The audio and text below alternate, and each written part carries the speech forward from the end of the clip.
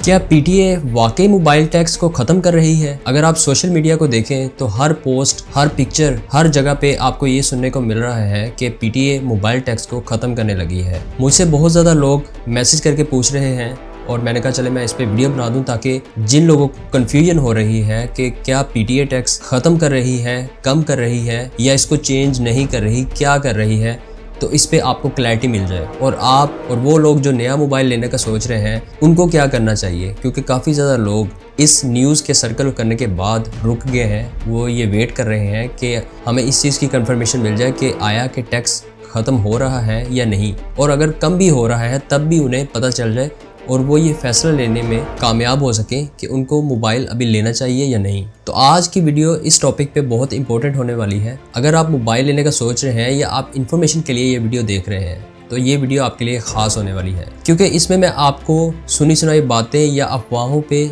News नहीं दूंगा, बल्कि जो क्लैरिटी है, जो लीगल वे है टैक्स चेंज करने का और जो ऑथेंटिक न्यूज़ है कि आया क्या टैक्स कम हो रहा है या ख़त्म हो रहा है या नहीं हो रहा,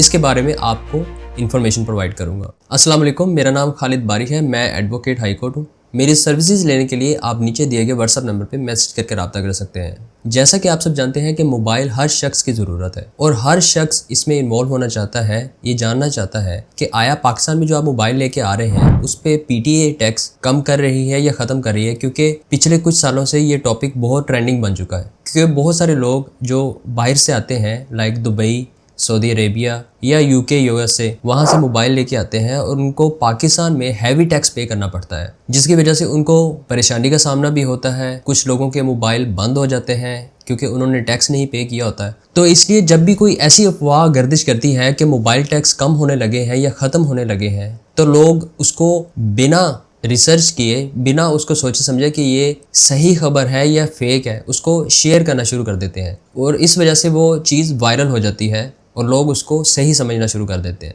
जिसके ऊपर फिर डिसीजन लेना शुरू कर देते हैं। इस वीडियो में मैं आपको बताऊंगा कि क्या वाकई टैक्स खत्म होने लगे, और दूसरा ये कि गवर्नमेंट का असली प्लान क्या है इसके बारे में, और थर्ड ये कि ओवरसीज पाकिस्तानी के लिए क्या चेंजिंग्स आ रही हैं मुस्तकबिल में, और एंड पे मैं आपको बताऊंगा, फोर्थ मैं आपको बताऊंगा कि आपको अभी क्या करना चाहिए, कौन सा फैसला आपको लेना चाहिए जो आपके लिए फायदेमंद हो। सबसे पहले ये जानना बहुत ज़रूरी है कि ये जो टैक्स ख़त्म करने की या कम करने की न्यूज़ है ये कहाँ से चली है। पीटीए, एफबीआर या मिनिस्ट्री ऑफ फाइनेंस ने अभी तक इस खबर की कोई तस्दीक नहीं की और ना ही कोई ऑफिशियल नोटिफिकेशन जारी किया है। ये न्यूज़ सिर्फ वायरल हो रही है सोशल मीडिया के ऊपर, जिसमें लोग डिस्कशन कर रहे थे 2025 के बजट को, और जहाँ से ये न्यूज़ निकली और वायरल हो गई। इसी के साथ साथ जो इंपोर्ट के ऊपर जो रिस्ट्रिक्शंस कम की हैं हुकूमत ने, वहाँ से भी लोगों ने ये अंदाज़ा लगाना शुरू कर दिया कि अब नेक्स्ट जो हुकूमत का इक़दाम होगा वो मोबाइल का पीटीए टैक्स को ख़त्म करना होगा या उसको कम करना होगा। कुछ सोशल मीडिया इन्फ्लुएंसर्स ने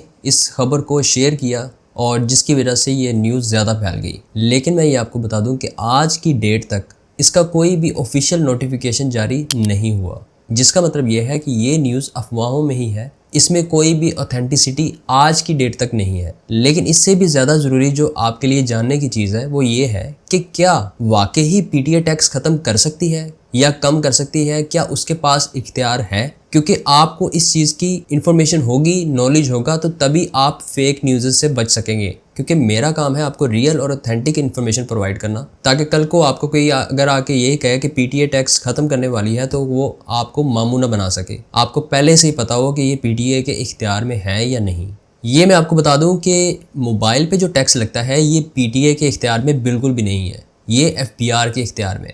इसको जब भी ख़त्म करना है या कम करना है या चेंज करना है या कुछ भी इसमें तब्दीली लानी है तो वो एफबीआर की तरफ से चेंज होगा, उसका नोटिफिकेशन एफबीआर देगा, ना कि पीटीए। पीटीए का काम सिर्फ मोबाइल की रजिस्ट्रेशन करना होता है, उस टैक्स को वसूल करके एफबीआर को जमा करवाना होता है। इसीलिए एक सोशल मीडिया पे पीटीए की तरफ से एक पोस्ट लगी जिसमें यह कहा गया कि मोबाइल के ऊपर जो टैक्सेस हैं उनको कम होना चाहिए, जिसकी वजह से लोगों ने ये समझना शुरू कर दिया कि वाकई अब ये न्यूज़ सही होती जा रही है, अब वाकई मोबाइल में टैक्स कम हो गए। लेकिन लोगों को ये नहीं पता था कि ये टैक्स पीटीए ने नहीं लगाए, ये एफबीआर ने लगाए हैं। तो इसको एफबीआर ही चेंज कर सकता है, पीटीए सिर्फ अपनी राय दे सकता है जो कि उसने दी। अब मैं आपको बताता हूँ कि हुकूमत का रियल प्लान क्या है, क्यों ये खबरें गर्दिश कर रही हैं। इनमें कोई ना कोई तो ऐसी चीज़ होगी जो सही होगी, जहाँ से ये फेक न्यूज़ निकली है। तो تو اس کے بارے میں آپ کو بتا دوں کہ حکومت کے مین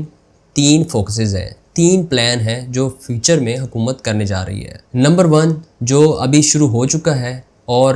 ٹیکسز کو لگایا ہی اس لیے گیا ہے تاکہ جو لوکل مینوفیکچرنگ جو پاکستان کے اندر موبائل تیار کر رہی ہیں ان فیکٹریز کو ٹیکس سے بچایا جائے، اسی لیے ٹیکس کو لگایا گیا ہے ان موبائل پہ جو باہر سے پاکستان میں آتے ہیں تاکہ لوکل مینوفیکچرنگ کو پروموٹ کیا جائے۔ اسی لیے آپ نے دیکھا ہوگا کہ بہت ساری چائنیز کمپنیز جو پہلے چائنا سے پاکستان میں موبائل امپورٹ کرتی تھیں وہ اب پاکستان سے مینوفیکچر کر کے سیل کر رہی ہیں۔ آئی فون کے اوپر یا سامسنگ کے کچھ موبائلز کے اوپر ٹیکسز اسی لیے ختم نہیں ہوئے کیونکہ یہ موبائل پاکستان سے باہر بنتے ہیں اور پاکستان میں جب امپورٹ کرتے ہیں تو اس پہ ہیوی ٹیکس لاگو ہوتا ہے۔ ہیوی ٹیکس لگانے کا مقصد یہ ہے کہ یہ کمپنیز بھی پاکستان میں آ کے موبائل کو مینوفیکچر کریں تاکہ لوکل لوگوں کو، ہمارے پاکستانیوں کو روزگار کے مواقع فراہم ہوں۔ دوسرا جو حکومت کا پرپز ہے وہ ہے سمگلنگ کو کنٹرول کرنا۔ حکومت یہ چاہتی ہے کہ ہر موبائل رجسٹرڈ ہو، جو بھی پاکستان میں آ رہا ہے وہ حکومت کے ریکارڈ میں ہو۔ اس لیے ٹیکس کو ختم کرنے کا مقصد یہ ہوگا کہ سمگلنگ کو امپروو کرنا، رجسٹریشن کو روک دینا، جس سے فورن ایکسچینج بہت زیادہ بڑھ جائے گی اور مارکیٹ بیٹھ جائے گی، جس کے لیے حکومت بالکل بھی یہ رسک نہیں لے سکتی۔ ہاں، اس میں جو نیکسٹ فوکس ہے حکومت کا وہ یہ ہے کہ جو اوورسیز پاکستانی ہیں، جو پاکستان سے باہر رہتے ہیں اور وہ ایسے موبائل استعمال کرتے ہیں جو پاکستان میں مینوفیکچر نہیں ہوئے، ان کو فیسیلیٹیشن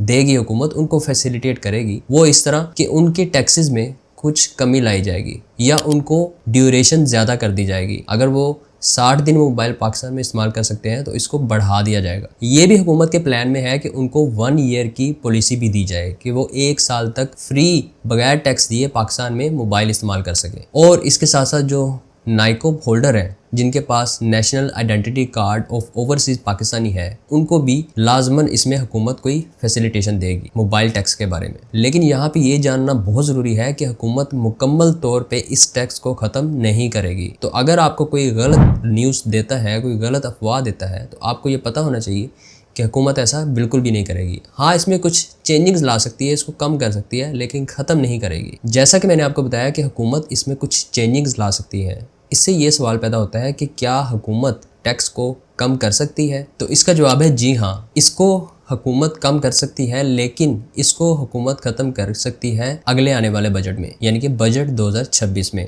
اس سے پہلے یہ کم نہیں ہو سکتا۔ اس میں اگر حکومت نے ٹیکس کو بڑھانا ہو یا کم کرنا ہو یا اس میں کوئی بھی رد و بدل لانا ہو تو وہ بجٹ کے تھرو ہی آئے گا، جس کا آپ کو انتظار کرنا پڑے گا جون 2026 کا۔ اس میں پاسبلٹی ہے کہ ہو سکتا ہے ٹیکس کو کم کیا جائے، یا ہو سکتا ہے اوورسیز پاکستانیز کو سہولیت فراہم کی جائے، یا یہ بھی ہو سکتا ہے کہ حکومت جو پی ٹی اے کا رجسٹریشن کا پروسیس ہے اس میں کوئی چینجنگز لائے، اس کو فاسٹ کر دے تاکہ وہ لوگ جن کو مشکل ہوتی ہے اپنا موبائل رجسٹر کرنے کے لیے ان کے لیے آسانیاں ہوں اور وہ آسانی سے ٹیکس پے کر سکیں اور حکومت کو بھی ٹیکس لینے میں آسانی ہو اور زیادہ سے زیادہ ٹیکس اکٹھا کر سکے۔ اب میں آپ کو بتاتا ہوں کہ آپ کو کیا کرنا چاہیے اس صورتحال میں۔ آپ نے کیا کرنا ہے؟ اگر آپ موبائل لینے کا سوچ رہے ہیں اور آپ اس نیوز کے بعد رک گئے ہیں کہ آپ کو موبائل لینا چاہیے یا نہیں، تو میرا آپ کو یہ مشورہ ہے کہ آپ موبائل لے لیں، کیونکہ میرے اندازے کے مطابق ابھی فی الحال اس میں کوئی بھی چینجنگز نہیں آ رہی۔ ہاں، اگر کوئی آئی بھی تو وہ جون 2026 میں آئے گی، یا اگر کوئی نوٹیفیکیشن جاری ہوا تو اس کی میں اپڈیٹ اپنے چینل پہ شیئر کر دوں گا تاکہ آپ کو آگاہی مل سکے۔ دوسرا، وہ اوورسیز پاکستانی جن کے لیے حکومت کوئی فیسلٹی لا سکتی ہے، ان کے لیے بھی یہ جاننا بہت ضروری ہے کہ ابھی فی الحال کوئی بھی آفیشیل نوٹیفیکیشن نہیں آیا۔ ہاں، اگر کوئی ایسا نوٹیفیکیشن جاری ہوتا ہے تو ہم اپنے چینلز پہ، اپنے سوشل میڈیا پلیٹ فارمز پہ اس کو شیئر کروا دیں گے اور اس کے بارے میں اگر ضرورت پڑی تو ایک ویڈیو بنا دوں گا تاکہ آپ کو مکمل رہنمائی مل سکے۔ اور اگر آپ میں سے کوئی پاکستان میں موبائل لانے کا سوچ رہا تھا اور وہ اس نیوز کے بعد رک گیا ہے تو اس کو بھی اپنا موبائل پاکستان لے آنا چاہیے۔ اس نیوز کا یا نوٹیفیکیشن کا فی الحال ویٹ نہیں کرنا چاہیے، کیونکہ ابھی ٹیکس جیسا کہ میں نے بتایا کہ نہیں ختم ہو رہا ہے۔ چوتھا کام آپ یہ کریں کہ کسی بھی سوشل میڈیا پہ کوئی بھی اگر چیز شیئر ہوتی ہے تو اس کو ایز اٹ از نہ لے لیا کریں، اس کے بارے میں تھوڑی بہت ریسرچ کیا کریں۔ اس کو شیئر کرنے سے پہلے یہ دیکھا کریں کہ کیا یہ واقعی نیوز سچ ہے या फेक है। जब आपको ये मुकम्मल तसल्ली हो जाए कि ये जो न्यूज़ आपके पास आई है ये सच है, तभी उसको आगे फॉरवर्ड करें। नहीं तो जब आप उसको फॉरवर्ड करते हैं तो वो ऐसे ही लगता है जैसे आपने उसकी तस्दीक कर ली है और अगले बंदा भी ये समझता है कि जिसने मुझे भेजी है उसने तस्दीक करके ही भेजी होगी, तो वो भी आगे उसको फॉरवर्ड कर देता है। ऐसे एक चेन बन जाती है, फॉरवर्ड चेन बन जाती है और लोग ये समझने लग जाते हैं कि ये न्यूज़ सच है। अगर आपको पीटीए अप्रूवल या टैक्स से रिलेटेड किसी भी किस्म का मसले का सामना है, चाहे आप फाइलर बनना चाहते हैं, रिटर्न फाइल करवाना चाहते हैं या कोई भी इशू है, या आप किसी भी लीगल मैटर में कंसल्टेशन करना चाहते हैं, तो आप मेरे नीचे दिए गए व्हाट्सएप नंबर पे मैसेज करके रब्ता कर सकते हैं। Thanks for watching, see you in the next video. अल्लाह हाफिज़।